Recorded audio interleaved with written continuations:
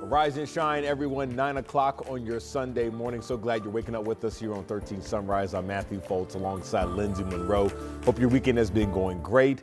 And as you wake up today and get your day started, we're off to another beautiful day, Lindsay. No rain in sight. It has been a little cool so far today, but this is very typical this time of year with that dry ground. We have the sky that's been clear. We see a lot of temperature swings, these cool mornings, but then it really heats up in the afternoon. We got to 85 yesterday. Ooh. Today we're going to get back potentially into the upper 80s across parts of the state.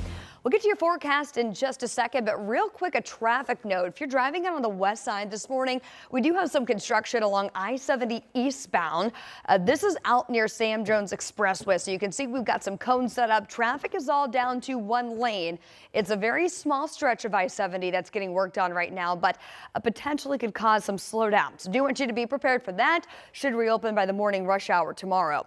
Otherwise, we've had this weak boundary draped across the state. Weak high pressure to our north, stronger high pressure to our south. And it's a combination of this moving through that low sitting off the east coast that's going to keep our sky clear as that continues to push off to the east. We've got quiet weather that's going to stretch all the way through most of this upcoming week with the lack of rainfall anticipated. That means another sunny day today and temperatures that will quickly start to rise. 87 by the 5 o'clock hour. That will be your high temperature for today. We'll cool back off into the 70s and eventually to the 60s and into the upper 50s late tonight by tomorrow morning for those lows. Highs today, most of us get back into the upper 80s. This is going to be very similar as we get into tomorrow as well. Forecasting a high of nearly 15 degrees above average in the upper 80s on Monday. Stays warm on Tuesday, but eventually this high pressure dome that's our dominant weather feature is going to start to pull off to the east. That's going to change up the wind flow in the upper levels of the atmosphere. So I do think that'll cool us off. But we're still looking to be above average even into next weekend. So we'll talk about this temperature trend, some much needed rainfall when we could potentially see that coming up in the full forecast. All right, we'll see you then, Lindsay. Right now, a teen is recovering after he was hit while riding his scooter on the city's east side. Metro Police telling us the accident happened around 10:45 last night near 21st and Arlington. When our crews got to the scene, police said they found a 13-year-old boy with multiple injuries as well as his broken scooter in the street. We're still working to learn how severe his injuries may be. Right now, police are warning people about wearing the right clothing if you're out late at night. Whether it's scooters, bicycles, walking, anything, reflective gear. And what I tell people is head to toe, a hat with some gear on it, definitely a reflective vest. And then nowadays they even make these little flashers that bicyclists like to wear that they put on their clothing. So you show up anywhere, you can see that flashing from a distance and it'll warn people that you're out there.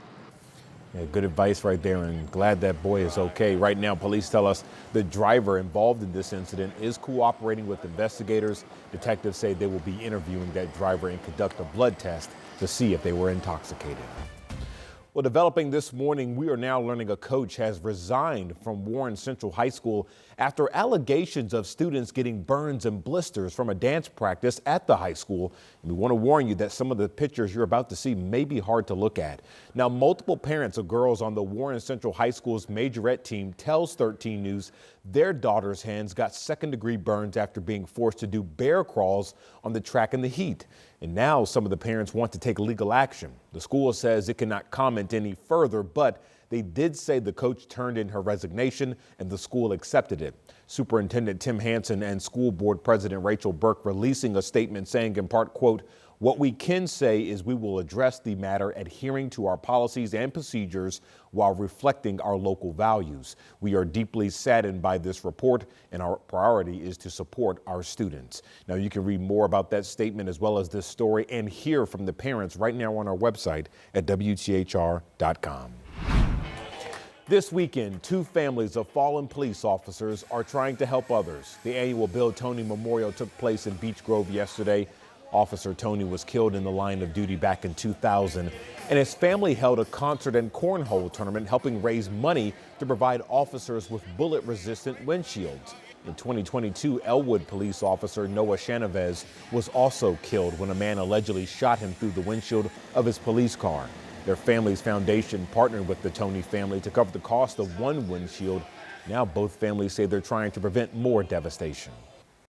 really unreal. Like that's what I was thinking about earlier, was that like this is just all part of like the girls and I and Joanne's God story. Like you always wonder like why did this happen to us? This is why.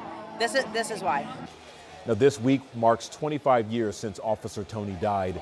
The goal yesterday was to raise $100,000.